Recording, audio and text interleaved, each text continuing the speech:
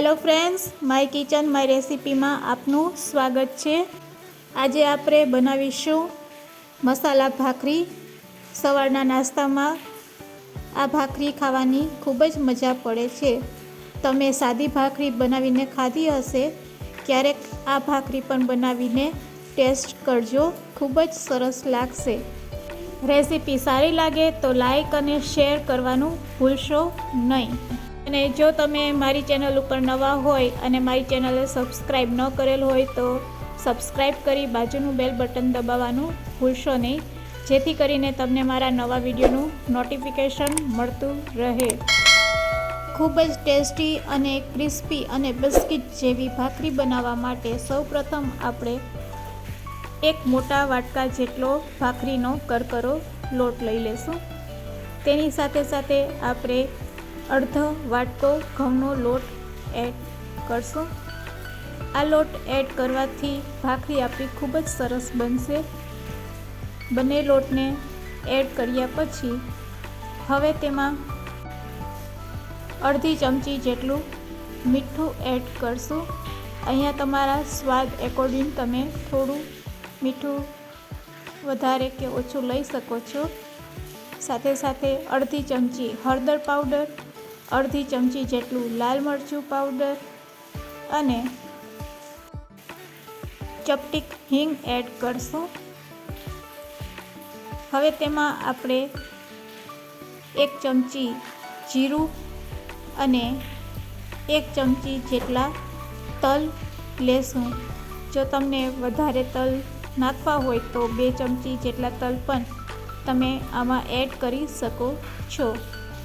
તલ એડ કર્યા પછી હવે તેમાં આપણે તેલનું મોણ આપીશું। તો આટલા લોટ માટે આપણે 3 પાવડા જેટલું એટલે કે 3 મોટી ચમચી જેટલું તેલ એડ કરશું। તેલ એડ કર્યા પછી બધી વસ્તુને આપણે લોટ સાથે મિક્સ કરી લેશું અને સાથે સાથે આપણો મોણ છે એ બરાબર છે કે નહીં તેને પણ ચેક કરી લેશું।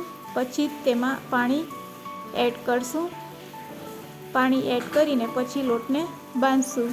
તો મોણ આપણું પરફેક્ટ છે કે નહીં તેને ચેક કરવા માટે આ રીતે આપણે થોડો લોટ હાથમાં લઈ અને આ રીતે મુઠ્ઠી વારવાની।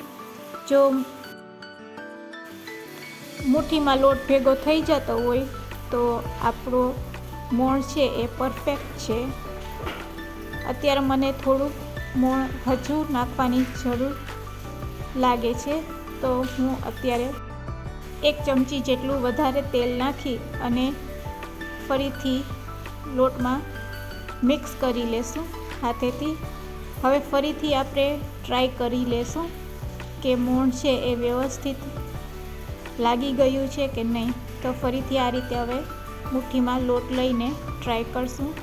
આ વખતે તમે જોઈ શકો છો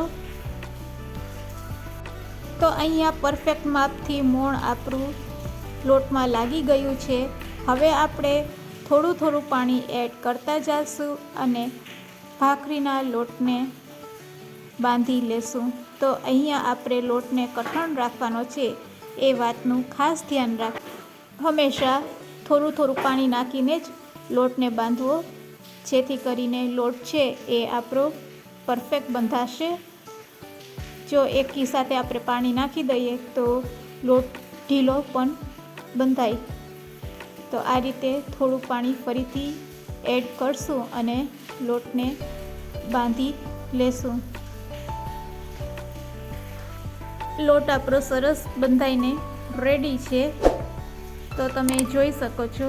બસ આ રીતે થોડો કઠણ લોટ હોય તો ભાખરી ખૂબ જ સરસ બને છે। હું તમને આંગળીથી ચેક કરીને બતાડું છું। બસ આ થિકનેસથી આપણે આ લોટ બાંધવાનો હોય છે। હવે આ લોટને આપણે થોડી વાર માટે રેસ્ટ આપીશું અને પછી તેમાંથી આપણે ભાખરી બનાવીશું। તો આ રીતે આપણે લોટને રાખી દઈશું અને કપડું ઢાંકી અને થોડીક વાર માટે રેસ્ટ આપીશું। લોટ આપણો અહીંયા રેડી છે ભાખરી બનાવવા માટે. તો હવે આપણે તેમાંથી આ રીતે મોટા મોટા લુવા લઈ લેશું. તો આ સાઈઝના આપણે પહેલાં લુવા રેડી કરી લેશું. આટલા લોટમાંથી 10 ભાખરી આપણી બનીને રેડી થશે. જો તમારે વધારે થોડી જાડી બનાવવી હોય તો તમે બનાવી શકો છો. અત્યારે હું મીડિયમ સાઇઝની ભાખરી બનાવું છું. તો આ રીતે એક લુવો લઈ અને આપણે તેને વણી લેશું. આ રીતે હાથેથી થોડુંક પ્રેસ કરી અને પછી વેલણથી આપણે તેને વણી લેશું. આ રીતે આપણે વેલણની મદદથી ભાખરીને વણી લેશું. તેની થિકનેસ પણ તમને બતાવું છું. બસ આ થિકનેસ આપણે રાખીશું. તમારે થિકનેસ જાડી રાખવી હોય તો પણ તમે થોડી જાડી ભાખરી રાખી શકો છો. હવે આ રીતે તેના ઉપર આપણે ચપ્પુ લગાવી લેશું. આ રીતે આપણે બધી ભાખરીને પહેલાં રેડી કરી લેશું. રેડી કરેલી આ ભાખરીને હવે આપણે 2 રીતે શેકી લેશું. તમને 2 રીતથી હું ભાખરી શેકીને બતાવીશ. આ રીતે મીડિયમ સાઇઝની ભાખરી હોવાથી આપણે એકી સાથે 2 ભાખરીને આપણે શેકી શકીએ છીએ. તો ગેસની ફ્લેમને ચાલુ કરી હાઈ ફ્લેમ ઉપર પહેલાં તવાને ગરમ કરી લેશું અને તવો ગરમ થઈ જાય એટલે ભાખરીને એક બાજુ શેકી લેશું. એક બાજુ શેકાઈ જાય એટલે તેને પલટા બીજી બાજુ શેકી લેશું. આ રીતે બીજી બાજુ થોડીક શેકાય એટલે કપડાની મદદથી આપણે તેને દબાવતા જઈશું અને તેને આ રીતે શેકતા જઈશું. આ રીતે કપડાથી દબાવવાથી ભાખરી છે એ એકદમ ક્રિસ્પી બનશે. આ રીતે હળવે હળવે હાથેથી આપણે કપડાથી ભાખરીને દબાવી લેશું. થોડીક બ્રાઉન કલરની થાય એટલે તેને પલટાવી લેશું. તો તમે જોઈ શકો છો સરસ આપણી ભાખરી છે એ એક બાજુ થઈ ગઈ છે. તો બીજી બાજુ પણ આ રીતે તેને કપડેથી દબાવતા જઈશું અને તેને શેકી લેશું. ભાખરી સરસ શેકાઈ જશે એટલે આપણે તેના ઉપર થોડું તેલ કા ઘી લગાવી લેશું. સરસ ભાખરી શેકાઈ ગઈ છે તો હવે તેના ઉપર આપણે ઘી લગાવી લેશું. આ રીતે બંને બાજુ આપણે તવેથાથી ભાખરી ઉપર ઘી લગાવી લેશું. તો અહીંયા આપણી ભાખરી બનીને રેડી છે. તેને એક પ્લેટમાં લઈ લેશું. આ ભાખરીને આપણે તાવડી ઉપર પણ શેકી શકીએ છીએ. તો હંમેશા તાવડીને પહેલાં સારી રીતે સાફ કરી લેવી અને ગેસની ફ્લેમ હાઈ રાખી તેને ગરમ થવા દેવી.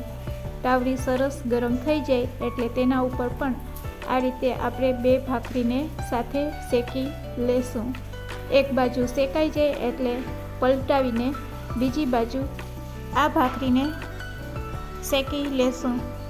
થોડી વાર પછી તેના ઉપર આપણે આ રીતે કપડાથી દબાવતા જઈશું.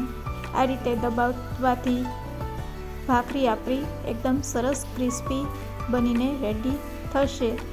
ગરમા ગરમ ભાખરી આપણી રેડી છે. તેના ઉપર આપણે થોડુંક ઘી લગાવશું. તો આ રીતે તાવડી ઉપર બનાવેલી ભાખરીને આપણે આ રીતે ઉપરથી ઘી લગાડીને સર્વ કરી શકીએ છીએ. તો અહીંયા આપણી ભાખરી રેડી છે. સવારના નાસ્તામાં આ ભાખરી ખાવાની ખૂબ જ મજા પડે છે. તો તેને તમે છુંદા સાથે કે ચા સાથે લઈ શકો છો. સવારના નાસ્તામાં એકદમ બિસ્કિટ જેવી ક્રિસ્પી લાગશે. રેસીપી સારી લાગી હોય તો શેર કરવાનું ભૂલશો નહીં.